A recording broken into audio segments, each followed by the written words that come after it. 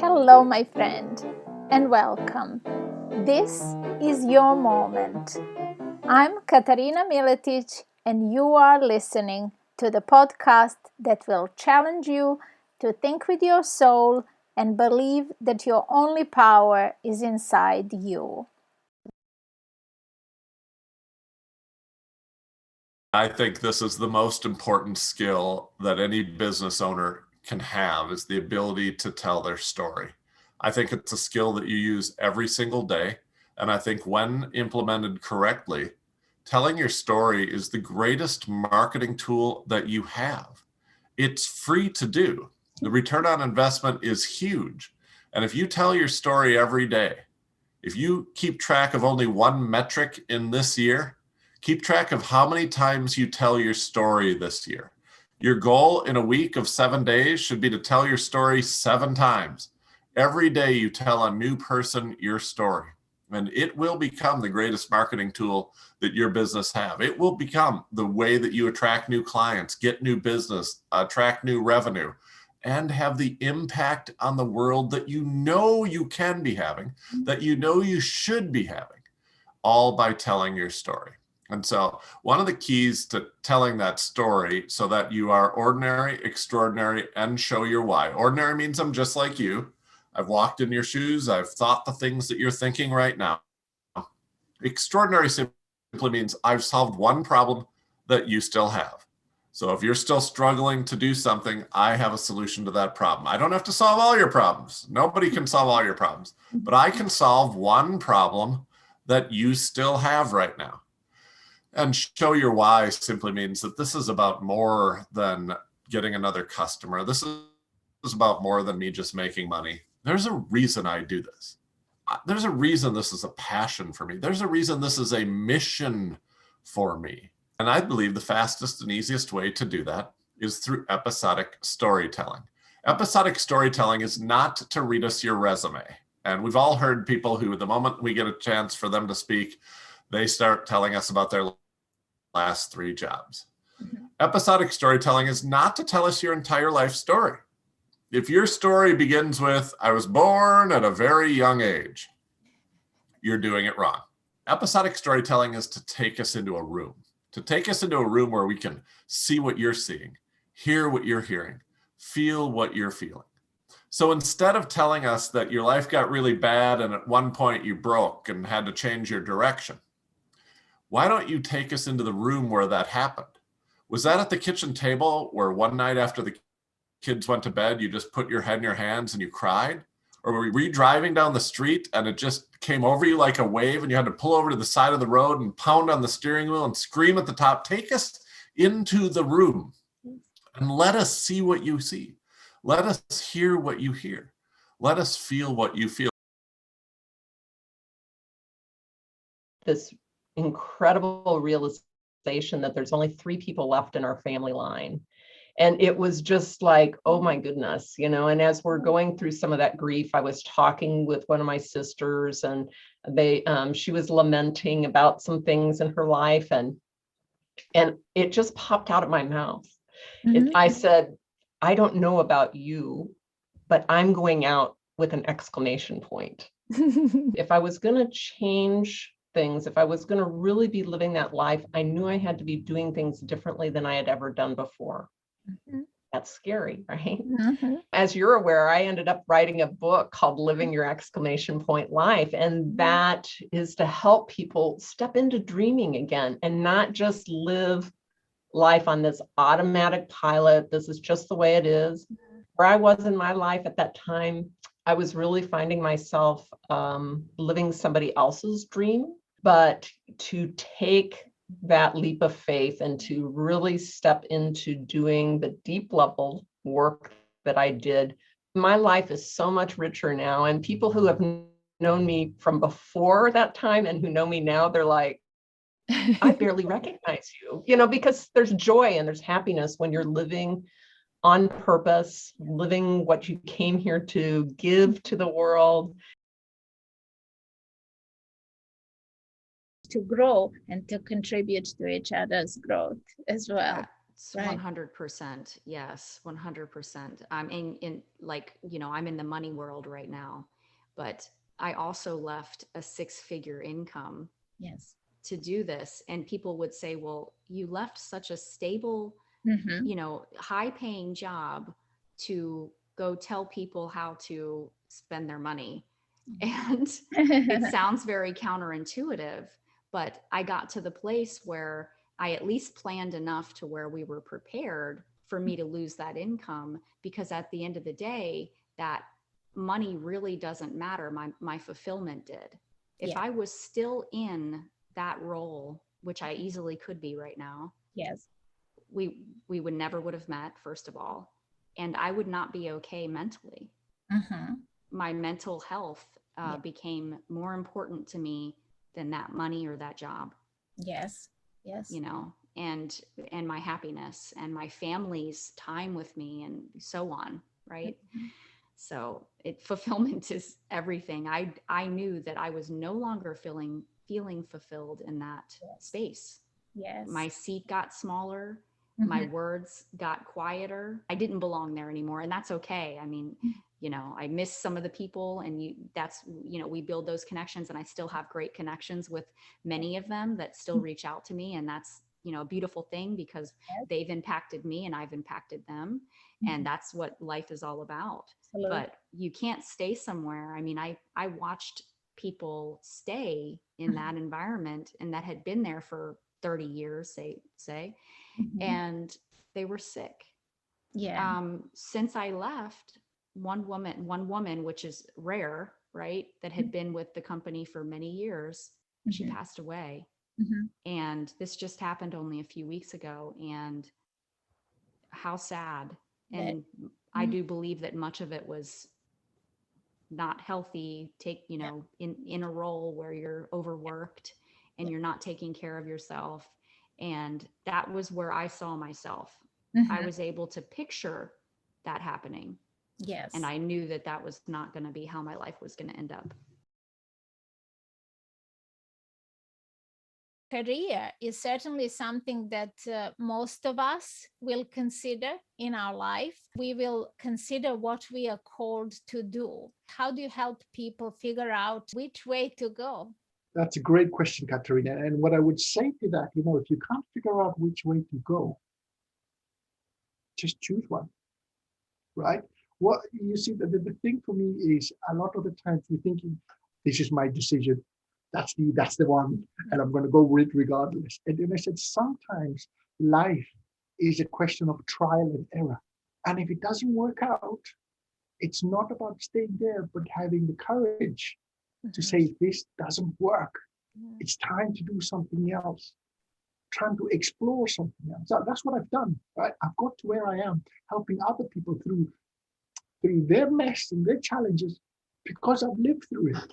So I'm trying to condense 20 years of trial, error, pain, shame, frustration, pulling your hair out. And that's what I try to help people. Because I said, if you're stuck in a job you don't want to do it, the worst thing you can do is jump into another job where you're doing exactly the same thing again. And the thing is, when you take so long to jump from one job to the other and it's just as bad, people start thinking the problem is them. And it's funny, you talk about career and having fun and all these sort of things. I'm a big believer, Katerina, that in terms to be the best at what you are, we need to enjoy ourselves and have fun and be passionate about it. Because when we're passionate and when we enjoy what we're doing, that's when the creativity comes. But it's not work if you're enjoying yourself. Yes. That was one call. So you never know. You never know. Sometimes it takes longer. Sometimes you have to have all the pieces in place, but it's all in here. Everyone needs some help, right? It's all mindset stuff. Everything is mindset. Everything. You have imposter syndrome. You have the struggle of learning how to ask for money, positioning yourself in your niche. Should you go into what's called a red ocean or a blue ocean? There's a lot that goes on the way. How to find clients, how to track clients, which are two different stages in business. So there's several different struggles, and each person would attend to them or address them differently. The rest is all mindset. Everything, 100% is mindset. Because once a person has all the tools and it's all working here. If you want your business to progress, This is where you have to work. You have to work on your mindset. Now, your mindset is not only your brain, it's also your heart, right? It's your heart set. It's your mind and heart set together. And that is constant work. Never ends. Yep. And very few people, it's something that Tony Robbins says, and I hugely respect him for it. He says that business is 80% spiritual work, meaning we really have to work on ourselves, not just on our business, because all the best strategists in the world cannot help you if your mindset is throwing you off and presenting these obstacles that are just imagined, right? It's something that you can work through.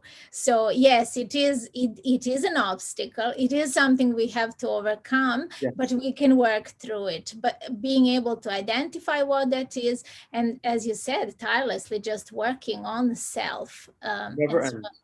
And never settle for who you are at the moment. You could always grow higher and better. The moment you start settling, if you're not going up, you're going down. That's it. There's no static. I don't perhaps subscribe to the idea that we all have one purpose. Now, yes. I know people are there's going to be a lot of pushback. People have firm beliefs about life purpose and soulmates and all that stuff. And I certainly challenge a lot of those ideas.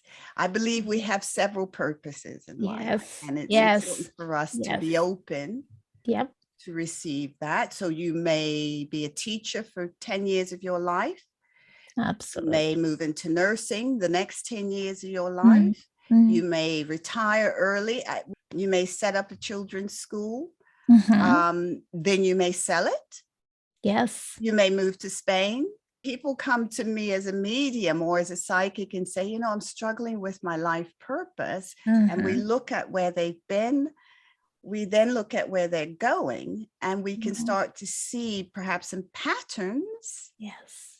But it doesn't mean you've been off purpose. That's another popular thing. People email me a lot saying, I think I'm off purpose. Definitely. And there's no such thing. Yes, absolutely. I love the nuances, and I love how you have explained that. I think we have several incarnations even in this life. Like, it's not about that. It's not like magical, like all little like ponies and like rainbows and sunshine. It's not about that. I'm not talking about that. I'm reassuring you. I personally don't believe in that. But the thing is that it's really something that works, because when you realize that your brain and the most powerful thing that you have is your mind. And I'm saying that because it's the most powerful thing that are blocking you are the beliefs that you got, whether good or bad. You standing in your own way.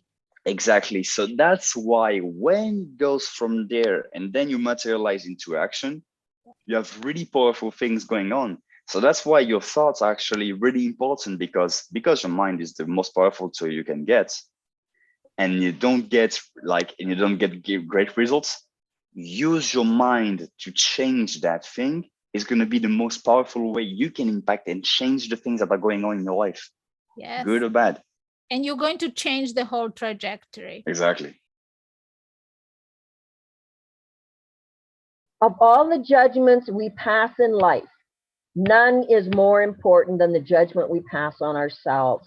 So when we look at attitudes, and when you ask me about staying positive, when you ask me about these kinds of things, part of it is how we experience ourselves, and having healthy self-esteem, believing in ourselves, believing in our worth. We bring those gifts to the world. So there's a huge place for having the attitude that I can do it, I am capable, I am worthy, and hopefully others respect me as well. In some regards, it may take us years to develop the skills, those learned competencies in our trade. But the attitudes might make a small difference in how we share them, but a huge difference on the receiver. I remember reading many, many years ago that in the, it's been documented in horse racing and thoroughbred horse racing, that the main difference between a horse that earns $1 million a year in racing and a horse that only earns $100,000 a year is 30 seconds over the year, mainly because most races are just won by a nose. Right. So we're talking about a fraction of a second that that horse has become successful. And I only share that because I don't think we give enough credit and emphasis to how impactful our attitudes can be in our own life and those that we share with others. I create my destiny. My reality depends so much on whether I follow my heart or not. Yes, exactly. Yeah. So I've been on this journey myself for a long time, of course, and been through the harshest of times, but I always knew the inside me, I had to stop, wasn't going to live that way. And I've always gone back into myself, deep into myself, and made different choices, putting them into action, and has led me here.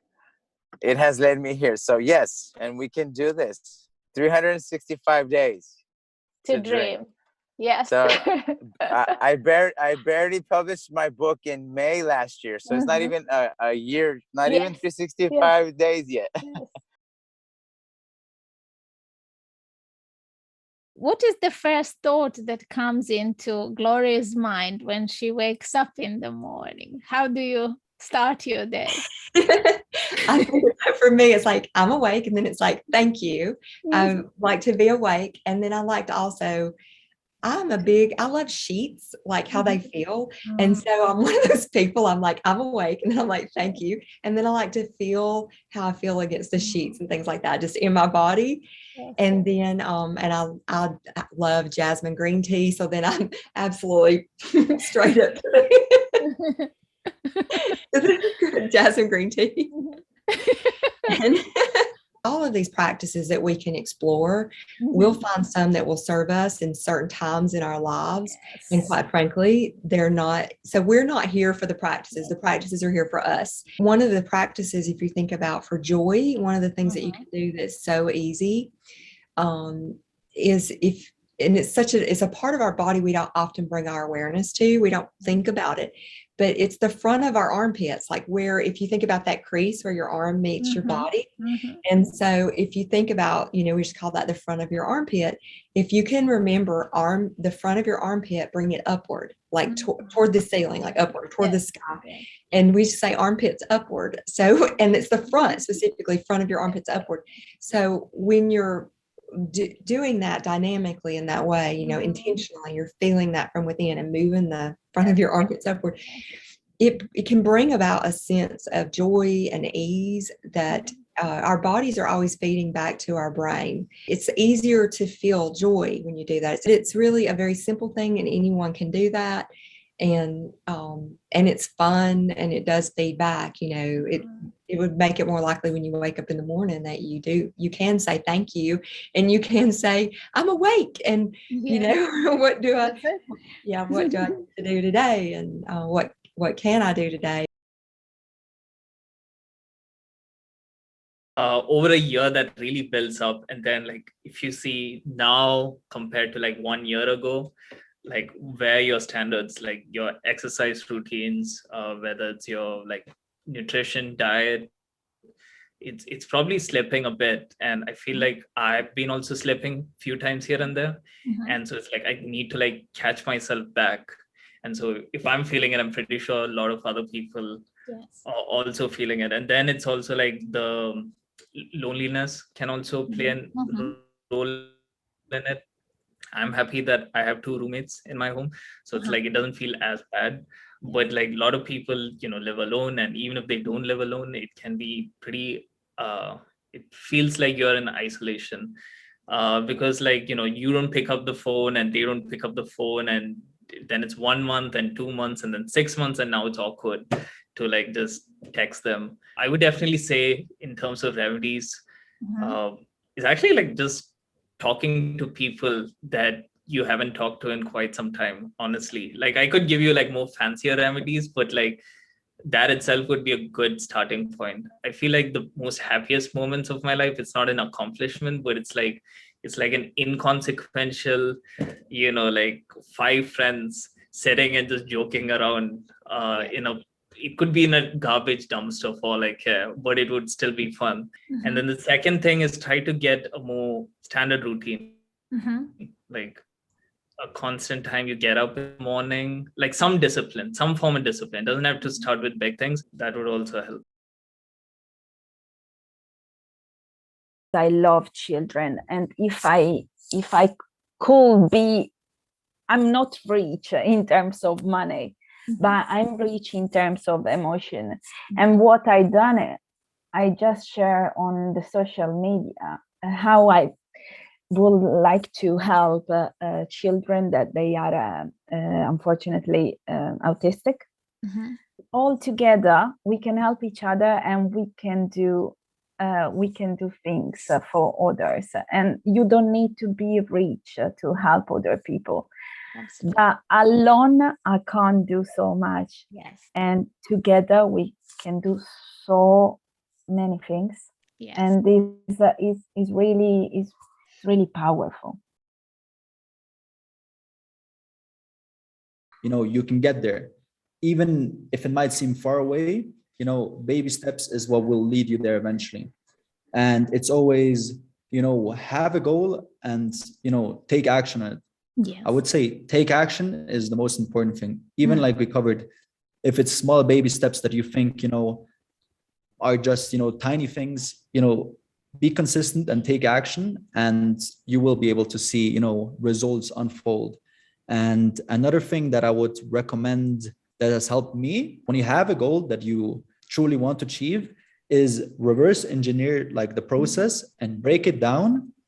And that's what's going to make you, understand that, yes, you might have a goal which seems, ages away, but if you can reverse engineer it and understand, I need to do this to get there, and then do this to, move up the line. Like, you want to understand that baby steps is what will lead you to your goal. And it's just a matter of, taking action and being consistent with what you do. Yes. And everything in life is possible. Like, wake up with in mind, if this was to be, one of my last days and I want to, create the biggest impact, or just, make the most out of it, is live it like in the present. Don't be thinking about moving back or, to the front, but just be in the present, in the moment, and always make the most out of it. The majority of them are doing the best job they can. They are dealing with their life at the same time they try to bring a new life to this world. But sometimes they fall short, and they have also had a childhood where they learned how to deal with things. As I see it, is like, if you choose to take the journey of learning to express your emotions and be fine with them, it's actually teaching people around you also to show efficacy as you change in your environment. Yes. But you just go after someone else and tell them to change. That probably won't happen. Never works. It's about commitments and allowing yourself that, okay, this could be a bit of a tough journey, but I can say it's definitely worth it. But it's beautiful, I think, to see how people can change and that they can heal, that it is a way out, even if you've had the diagnosis that this is something you have to live with. And even with the changes that you can find from MRI, it doesn't necessarily mean that you have to be in pain.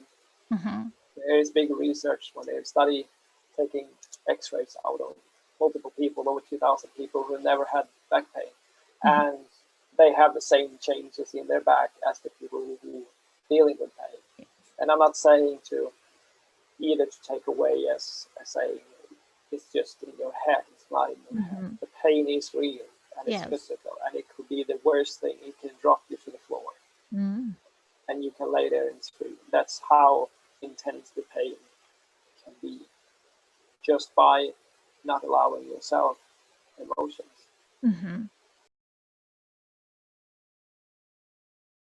It's been very, very interesting and very varied over the years. You're talking to an ex-jailbird, for instance.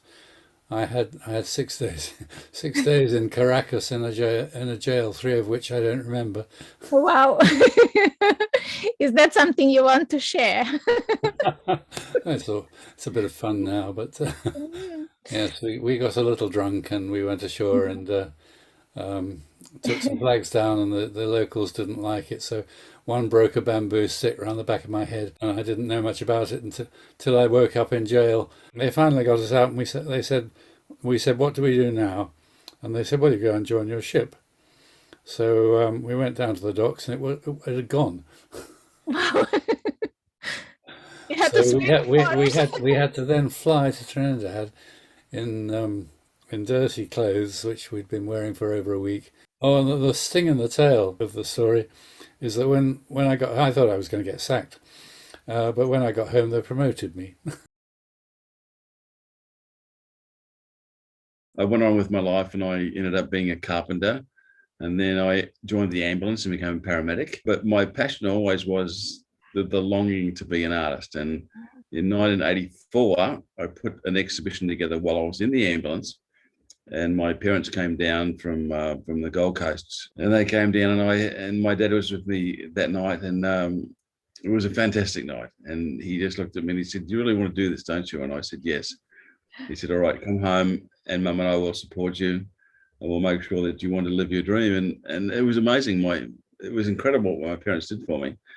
And from that day, I started exploring the world and exploring art, and I literally have traveled the globe numerous times, and I've lived in 5 different countries and had a fantastic journey because my parents believed in me, which is amazing. Yes. Oh, wow. Our stories completely mirror each other in that respect. Oh, is that right? Okay. Yes. I was born in a very low income neighborhood in Illinois, very high crime rates, very dangerous. And I come from a low income family, so we weren't able to afford out of state tuition. We couldn't afford those programs. So what we could afford is staying in state. Right now I'm in Indiana, right?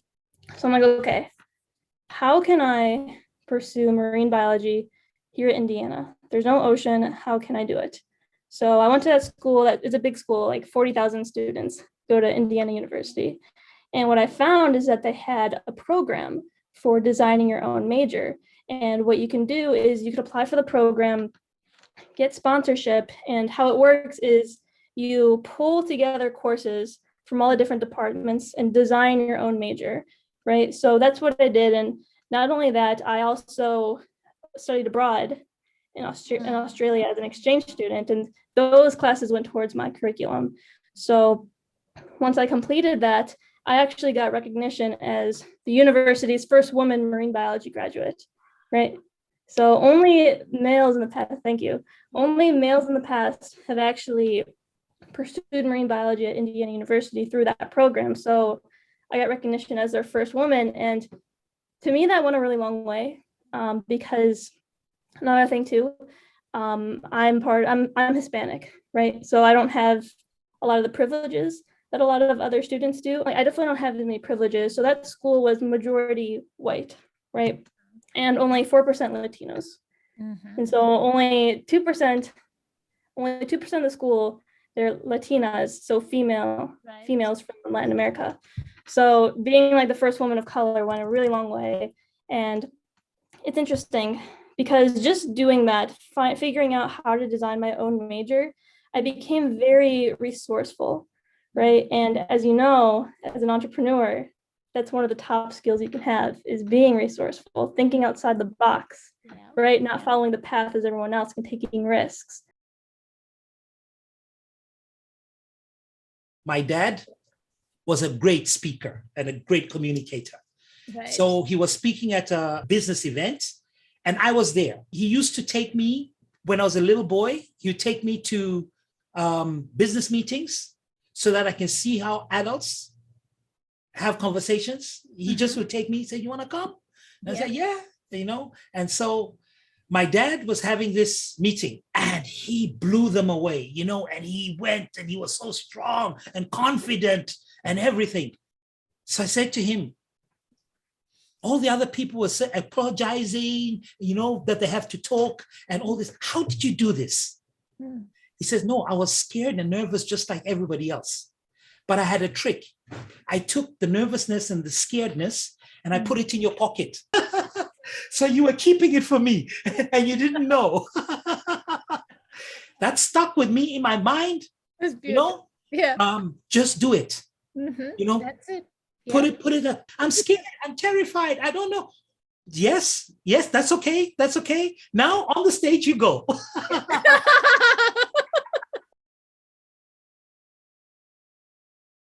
I have to say 100%. I think it's all focus. Yes.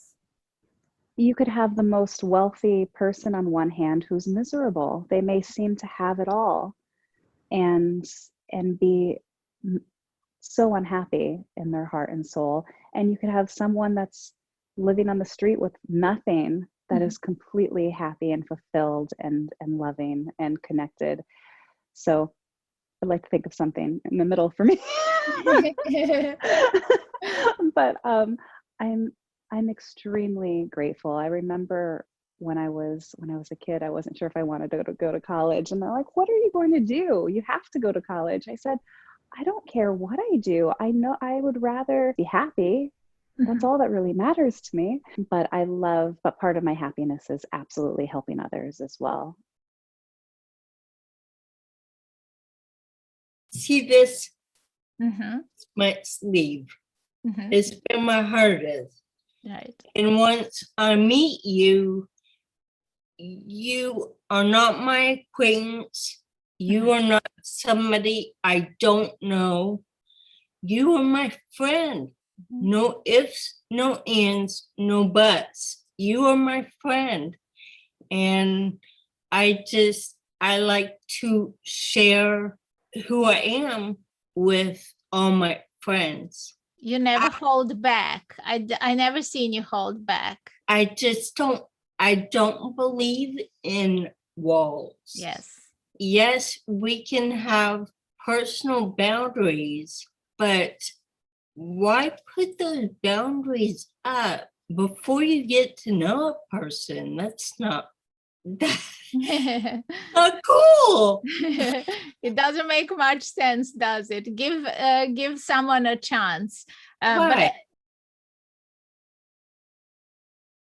The natural world comes a very, very close second to that.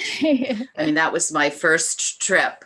And I also remember arriving in Fiji the first time and snorkeling for the first time, seeing a kangaroo for the first time, seeing a lion and an elephant for the first time in the wild. I mean, my heart stops when I even think about those magnificent creatures, from the whale shark to a vulture to a lion cub, all those things. But then there's also the natural beauty of nature and the land formations, the rainforests, the savanna, the desert. There's just so much, the mountains. And there's one spot in South Africa that I remember standing there and I could hear somebody sort of shouting, and I was thinking, oh my, this is a place of peace. It requires silence to actually absorb it all. It's called God's Window. And you're standing at the top of a mountain, and it's like a crater that comes around you, but it's all lush. It's got lots of greenery. But then there in the distance, there seems to be this little opening, and you can see flat for as far as you can see. And that picture, I can still see it as clear as that day, that the vibrant colors from the greens to the gravel to the black of the rock, and then in the distance to sort of the faded hues of grass and wheat. It likely wasn't wheat, but that's the color that it was. And just the sun shining over there and coming through. It was just amazing. Pain for a child of not being wanted, very real. Identity. Yes. And, I've had to face these things, but in his time. I know that my identity is in him. And even though I was living by his spirit and knowing, that he is love, I still felt that God didn't love me because of that root. But it built me up in order to show me.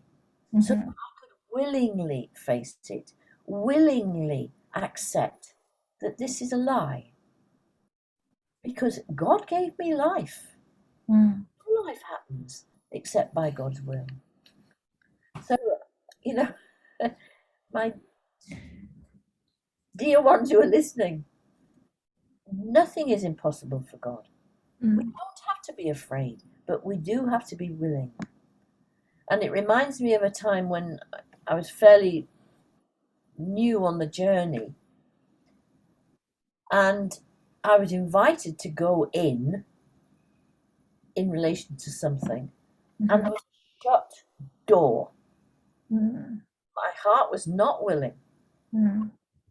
So I prayed to the Lord, and I said, Lord, you're going to have to give me a reason that this child can understand why she should open this door again and face this pain.